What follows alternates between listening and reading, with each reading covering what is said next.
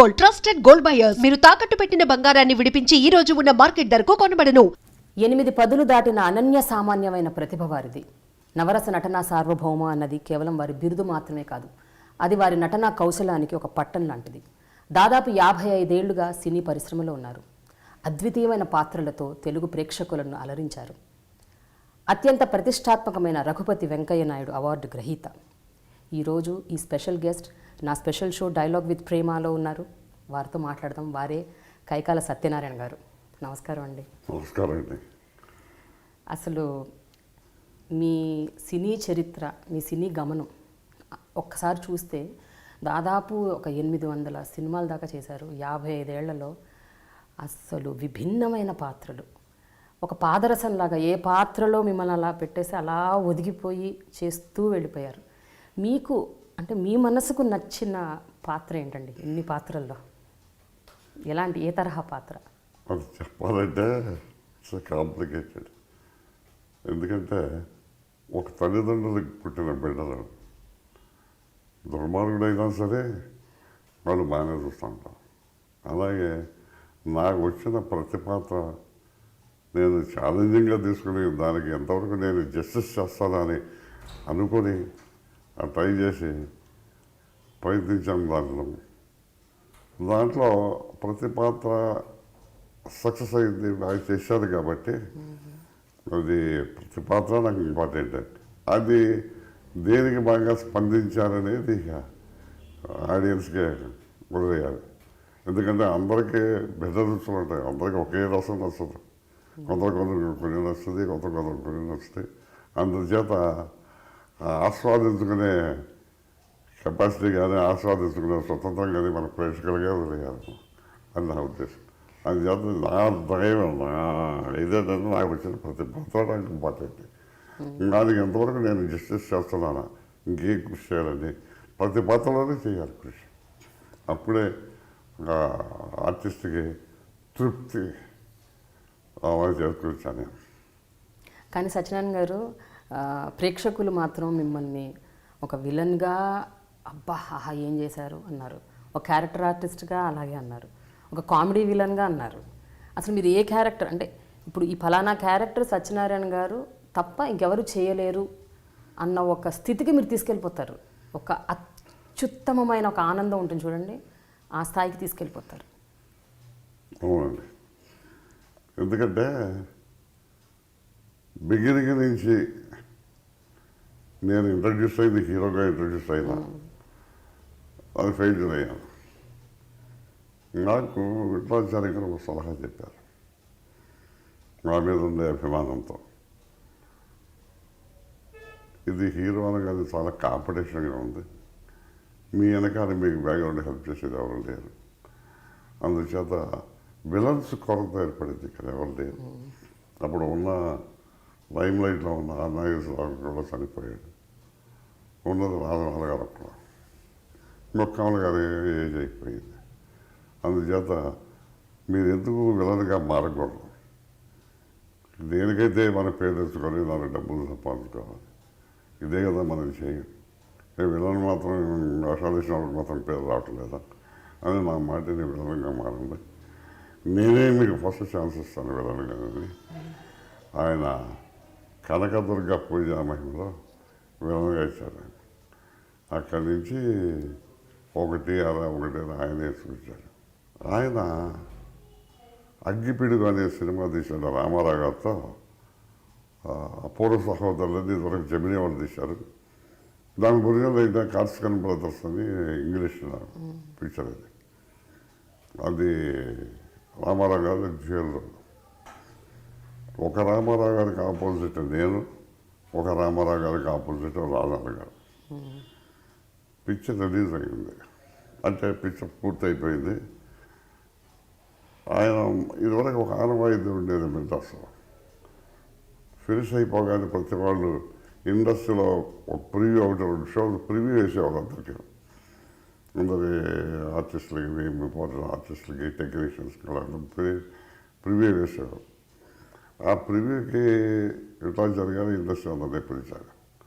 మరి నా అదృష్టం ఏమిటో క్రీమ్ ఇండస్ట్రీ మొత్తం వచ్చేసారు చూడడానికి.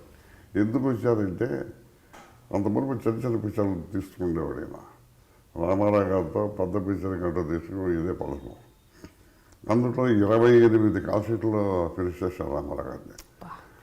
జీఎంలో ఈయన 25 కాల్షీట్లో ఎలా ఫినిష్ చేశాడు చూడాలనే ఉద్దేశంతో అంతవరకు అసలు మామూలుగా ఎప్పుడు కాల్షీట్లు దొరికితే అప్పుడు పెట్టుకున్నాను. అయితే ఈయన ఒక షెడ్యూల్స్ అంటూ వేసి ఈ పిక్చర్కి ఈ నెలకింది నేను కావాలని చెప్పని ఈ సిట్లు వస్తాయని క్యాలిక్యులేషన్తో మొట్టమొదట షెడ్యూల్స్ అని ప్రారంభించింది విట్లాచార్యుడే తెలుగు ఇండస్ట్రీలో.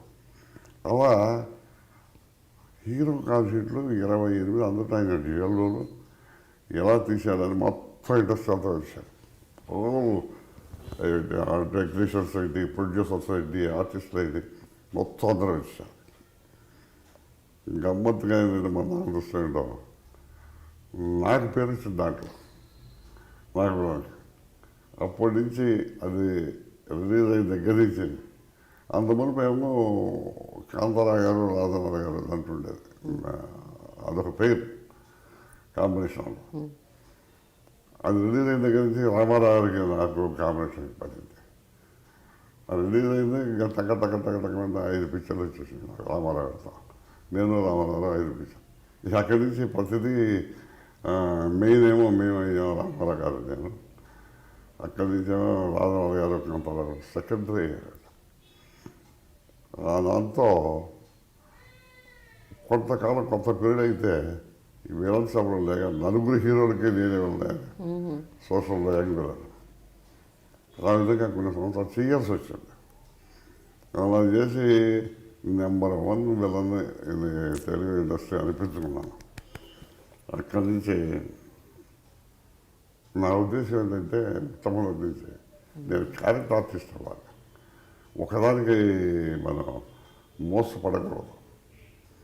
ఇతను ఎవరైనా వస్తాడు హీరో తప్ప దేనికి పనిపడదు, లేదా ఇతను కమెడియన్, ఇతను క్యారెక్టర్ ఆర్టిస్ట్.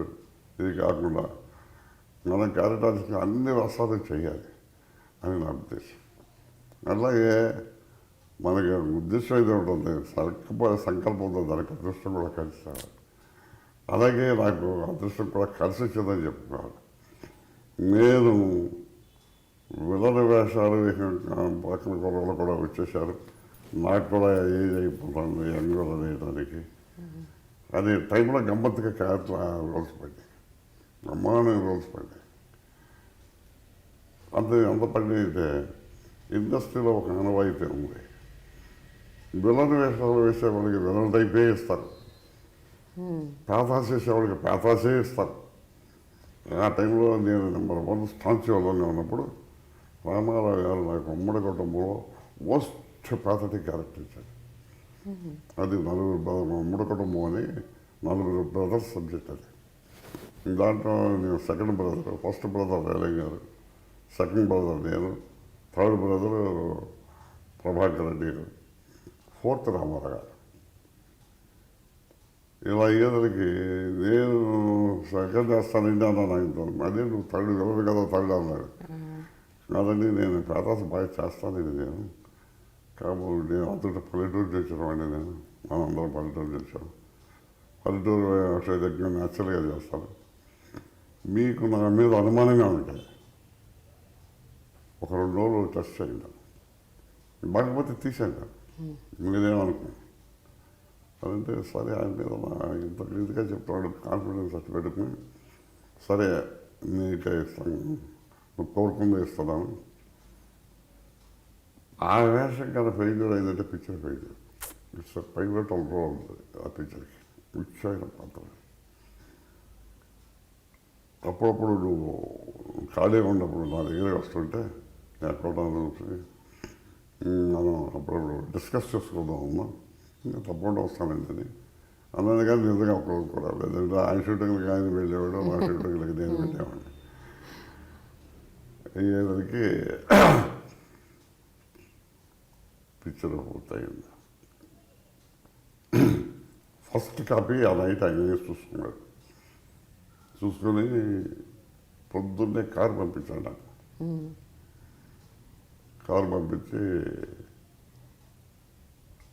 ఏంటి కాదు పంపించాడు, రాత్రి పిక్చర్ చూశాను కదా, ఒకవేళ నా వేషం బాగోలేదా, ఏమంటాడో అని చెప్పి నేను బ్లిక్గానే వెళ్ళాను. ముందు అక్కడ కూర్చున్నాను. ఆయన గుమ్మనంగా ఉండి ఏం మాట్లాడతలేదు. ఏంటి ఏం మాట్లాడతలేదు ఈయన అనుకొని నిదానంగా అన్నయ్య అనిపించాడు. ఏంటి అన్నయ్య పిలిచాడు. అన్నయ్య గుమ్మనంగా నా దగ్గరికి వస్తున్నాడు. ఏంటి వస్తున్నాడు, నచ్చలేదు అన్నది అని ఏమంటాడో వింటాడో బ్లింక్ అవుతున్నాను. వచ్చి అలా కావాల్సుకున్నాడు. I'm the first person to congratulate you. రాత్రి పిక్చర్ చూశాను, అద్భుతంగా వచ్చిందండి ఈ క్యారెక్టర్. ఇదే మాట అన్నాడు. నిజానికి నేను కూడా అలా చేయలేదేమో, అంత న్యాచురల్గా అంత బాగా చేశాను క్యారెక్టర్. ఇక నేను వంక పెట్టేవాడాడు అని ఆ క్యారెక్టర్ ఆయన మెచ్చుకున్నాను దానికి. ఆ విధంగా దాని తర్వాత ఇక చాలా పిక్చర్లు, శారదని, అత్తగారు కొత్త కోళ్ళని, ఇవాటికి సోషల్లో పాథటిక్ రోల్స్ కూడా రావడం బిగిన్ చేసి, అంటే ఓ టైప్ ఆఫ్ క్యారెక్టర్ రోల్స్ కూడా వస్తాం బిగిన్ చేసి, ఆ విధంగా వచ్చాయి. అక్కడి నుంచి సరే ఓల్డ్ రోల్స్లో కూడా నాకు ఈజీగా చేయటం, నాకు మోసం తెలిసిన మనిషిని. అది అయిపోయిన తర్వాత కామెడీ రోల్స్, కామెడీ కూడా చేయాలి నేను అనుకునేవాడిని. ఇలా ఉండగా దేవుడు చేసిన మనుషుల్లో కృష్ణ కామెడీ టైప్ ఆఫ్ పాత్ర ఇచ్చాడు. అది బాగా పండింది. ఎంత పండిందంటే ఆ రాత్రి రంగారావు గారు ఆ పిక్చర్ చూశాడట. ఆయన కూడా ఉన్నాడు పిక్చర్లో. ఓకే. చూసి రాత్రి అనుకున్నాను, అద్భుతంగా ఫీల్ అయిపోయాను. నేను సత్యనారాయణ ఎక్కడున్నా సరే నేను కంగ్రాచులేషన్స్ చెప్పి రావాలని పొద్దున్నే విచారించానంట. నేను పలానా విక్రమ్ స్టూడియోలో ఉన్నాను, అతను షూటింగ్లో ఉన్నాడు. నేను వైహన కాలేజ్కి వచ్చాడు. నేను అప్పుడే మేకప్ సెట్లోకి వెళ్ళబోతున్నాను. కాలేపేట సత్యనారాయణ రామాయణ as an artist I want to congratulate you అన్నాడు. దేనికి సార్ అన్నాడు. రాత్రే దేవుడు చేసిన పిక్చర్ చూశాను, దేవుడు చేసిన మనుషులు. ఇదే మొన్న పిక్చర్ నా లైఫ్లో నాకు సెకండ్ మార్క్ ఇదేను. నాకు ఎప్పుడు నేను ఫస్ట్ మార్కులో నన్ను కూడా కొడిసాను, నీ ముందు నేను కనపడతలేదు, అందుకు నేను నీకు కంగ్రాచులేషన్స్ చెప్పాను. వెళ్ళిపోయాను. మరి ఆ టైంలో నేను ఇప్పుడే రైజ్ అవుతున్న టైంలో మరి అంత గొప్ప ఆర్టిస్ట్ వచ్చి చెప్పాయంటే సామాన్యమైన కంప్లిమెంట్ కాదు అది. ఆ విధంగా అక్కడి నుంచి అప్పుడప్పుడు కామెడీ రోల్స్, కామెడీ వల్ల అవి కూడా రావటం మిగిలింది. ఆ విధంగా కామెడీలోకి ఉంటాయాను. కాబట్టి మామూలుగా ఇవన్నీ పేదవాళ్ళు కామెడీ ఎలా అవుతుంది ఇవన్నీ నాకు మామూలు కొట్టిపితే కదా.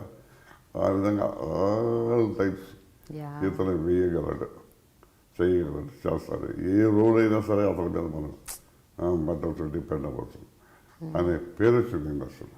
And for more videos, Please subscribe to iDream. Please subscribe to iDream. Please subscribe iDream. And please subscribe to iDream. For more videos, subscribe to iDream. please like, share and subscribe to the channel. Congratulations, iDream. Subscribe to iDream. Subscribe to iDream. So subscribe to iDream Media. iDream team అందరికి huge congratulations. Please subscribe iDream Media. Please subscribe to iDream. Subscribe iDream. Please subscribe to iDream. iDream అంటే నా కళల ఛానల్ను subscribe చేసుకున్న నోరు తిరుగుతలేదు, మీరైతే గంట గుర్తు కొట్టండి. For more such videos, please subscribe to iDream. Subscribe to iDream. Please subscribe to iDream. Please subscribe iDream Media. Please do subscribe to iDream. Please subscribe to iDream Media. For best entertainment and information, please subscribe iDream. And don't forget to subscribe to iDream.